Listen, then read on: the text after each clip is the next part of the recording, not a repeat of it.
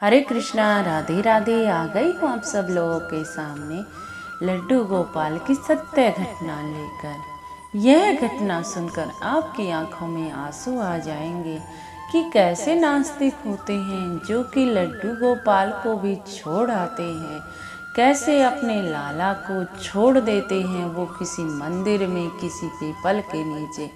कैसे कैसे नास्तिक भगत होते हैं इस दुनिया में। देखो, जो सबको संभाल रहा है और उसी ही छोड़कर जा रहे हैं। कैसी दुनिया है ये, कैसे भक्त हैं और कैसे लोग हैं। आज आपको पता लगेगा कि लड्डू गोपाल को छोड़ने का उसको क्या परिणाम मिला, क्या भुगतना पड़ा उसे और लास्ट में क्या हुआ। तो ये सत्य घटना सुनने के लिए आप वीडियो को पूरा सुने। नए हो तो ज़रूर से सब्सक्राइब कर ले। चलो आप वीडियो को शुरू कर देती हूँ। जोर से जयकारा लगा देती हूँ। जय जय श्री राधे, जय जय श्री राधे। कोलकाता की रहने वाली रेणु जी, जिसने यह घटना स्वयं ही बताई है जो उसके साथ घटित हुई। रेणु जी जो कि सिंपल सा पूजा पाठ करती थी और पूजा पाठ करती थी जैसे कि जोत लगा देते हैं सुबह शाम, बस यही था उसका पूजा पाठ। भरा पूरा परिवार था। खुश थी रेणु जी, अपने परिवार में बहुत खुश थी। अब जब वह YouTube से जुड़ी तो वह YouTube पे कान्हा जी की बड़ी वीडियो देखने लग गई। अब उसे कान्हा जी इतने प्रिय लगने लग गए कि मैं भी एक कान्हा जी लेकर आऊं। उसके मन का यही भाव था। अब वो जहाँ कहीं भी तीर्थ पे जाती, जैसे कि वृंदावन जाती या और कहीं भी जाती, तो सब अपने लड्डू गोपाल को टोकरी में बिठा कर ले जाते। तो उसका भी बड़ा मन था कि मैं भी कहीं आऊं जाऊं तो अपने लड्डू गोपाल को टोकरी में बिठा कर लेके जाऊं और लेके आऊं। बस यही मन था। उसे लड्डू गोपाल की पूजा के बारे में कुछ नहीं पता था और ना ही उसने कभी जानने की कोशिश की। उसने सोचा जैसे इन भगवानों की पूजा होती है वैसे ही लड्डू गोपाल की होती होगी। सुबह शाम जोत जला दिया करूंगी, बस यही पूजा होती है। और उसका रेणु जी का मन न माना और वह ले आई एक छोटे से लड्डू गोपाल। अब छोटे से लड्डू गोपाल ले आई और उसे मंदिर में रख दिया। अब मंदिर में रख दिया, सुबह शाम जैसे उन भगवानों की पूजा करती वैसे ही लड्डू गोपाल की भी पूजा करती। अब पूजा करते करते उसे 1 महीना हो गया। उसका जो घर था ना वो 150 गज का था।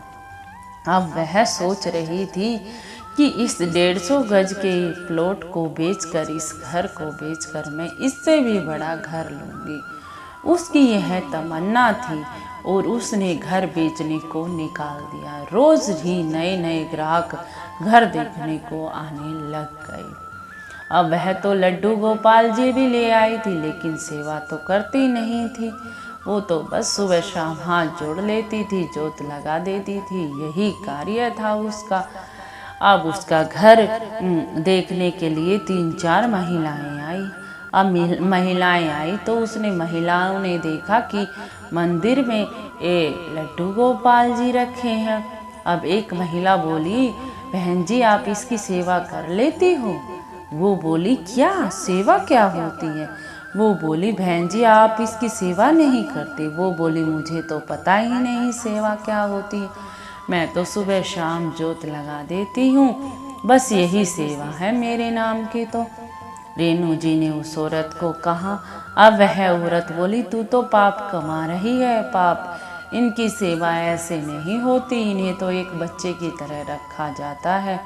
इन्हें तो भोग लगाना होता है, खिलाना पिलाना होता है, सारा सहन भी सुलाना भी होता है। जैसे अपने बच्चे को पालते हैं वैसे पालते हैं, इन्हें ऐसे मंदिर में नहीं रखते। अब रेणु जी तो सोचने लगी, ये मुझसे क्या हो गया? मैंने तो कभी सोचा नहीं था कि लड्डू गोपाल की सेवा भी करते हैं। मैं तो शौक शौक में लड्डू गोपाल जी घर ले आई। अब क्या हुआ? अब रेणु जी सोचती रही और वो महिला कह के गई थी, अगर तुझे सेवा नहीं करनी तो इसे किसी मंदिर में दे दे, वो उसकी सेवा कर लेंगे पुजारी।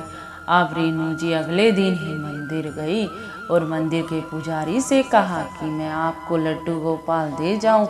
अब मंदिर का पुजारी बहुत ही गुस्सा हो गया और बोला, क्यों लेके जाओ लड्डू गोपाल, खरीद तो लेते हो फिर सेवा करते नहीं, तो मैं नहीं लूँगा किसी के लड्डू गोपाल को। अब रेणु जी घर आ गई। अब रेणु जी क्या करती, अब उससे सेवा तो होती नहीं।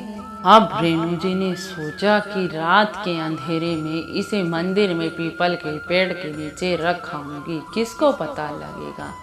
लेकिन भक्तजनों, जो भी इस कथा को सुन रहा है उसे कोई नहीं देखता रात में, लेकिन वो संसार को पालने वाले, वो हमारे कृष्ण कन्हैया तो चारों तरफ हैं, चारों ओर हैं, हर जगह हैं, वो तो देख ही रहे थे उसको। उसने अपने छोटे से लड्डू गोपाल को रात के अंधेरे में उठाया और मंदिर में जाके पीपल के नीचे रख आई और घर आ गई। अब रेणु जी को शांति मिल गई कि मैं तो लड्डू गोपाल को छोड़ आई, अब तो आफत छूट ही गई मेरी। वो कह रही थी कि मैं बड़ा पाप कमा रही हूँ, अब मैंने अपने सारे पाप खत्म कर दिए, अब मैं उसे छोड़ आई, अब मुझे किसी बात की चिंता नहीं। अब क्या हुआ, अगले दिन ही उसका घर बिक गया, लेकिन कूड़े के भाव बिका, उसके दाम कुछ भी ना मिले। उस घर के 150 गज का घर था। अब रेणु जी आ गई 150 गज का घर छोड़ के एक 40 गज के मकान में। क्या करे, उसने लड्डू गोपाल का घर छीन लिया, तो लड्डू गोपाल उसे बड़ा घर दिलाते, जो उसकी तमन्ना थी वो तो उसकी अधूरी ही रह गई वो तमन्ना। अब वो 40 गज के घर में आ गई। अब रेणु जी घर में तो आ गई, अब क्या करती रेणु जी, सोच विचार करती और जब भी वह आंखें मूंदती उसे लड्डू गोपाल ही दिखते, जब भी वह आंखें मूंदती उसे वही अपने लड्डू गोपाल जी ही दिखते। अब रेणु जी का तो सोना उठना बैठना सब दूभर हो गया था और रेणु जी सोच रही थी, कहाँ मैं बड़े मकान की सोच रही थी और कहाँ इस छोटे से मकान में आ गई, क्या हुआ ये मेरे साथ। अब रेणु जी को धीरे धीरे समझ आ रहा था कि मैंने अपने लड्डू गोपाल को घर से बेघर किया, इसीलिए लड्डू गोपाल ने हमें 150 गज का मकान छुड़वा के 40 गज का ही दिया, क्योंकि हम तो बड़ा लेने की सोच रहे थे। हमने तो उन्हें 1 गज भी ना दिया, उसने हमें 40 गज तो दिया। यही रेणु जी सोच रही थी और कान्हा जी का धन्यवाद कर रही थी। रेणु जी जब उसे समझ आया कि कान्हा जी की क्या शक्ति है, जब दौड़ी दौड़ी मंदिर गई कि मैं ले आऊंगी अपने लड्डू बाबू को, लेकिन वहाँ पे तो कोई लड्डू बाबू नहीं थे। अब रेणु जी क्या करती, रेणु जी वृंदावन गई और वहाँ से लड्डू गोपाल ले आई और उसकी सेवा पूजा में लग गई। अब दिन रात रेणु जी लड्डू गोपाल की ही सेवा करती है। आज उसके पास 5 लड्डू गोपाल हैं, 5 लड्डू गोपालों की सेवा करती है, उन्हीं तन मन धन सब कुछ समर्पित कर दिया है, क्योंकि वो जान गई कि लड्डू गोपाल सच में ही है। आप सभी से मेरी हाथ जोड़कर प्रार्थना है, अगर आप सेवा करो तो ही लड्डू गोपाल लेके आना, नहीं तो मत लेके आना, मत कष्ट देना मेरे लड्डू बाबू को, मत कष्ट देना। आज सभी से हाथ जोड़कर मेरी प्रार्थना है। रेणु जी को भी यही समझ आया और रेणु जी रोते रोते ये सारे वाक्य बता रही थी। अगर आपको यह घटना कुछ पसंद आई हो तो लाइक शेयर और कमेंट कर देना। चलती हूँ जी, राधे राधे जी, राधे राधे, राधे राधे।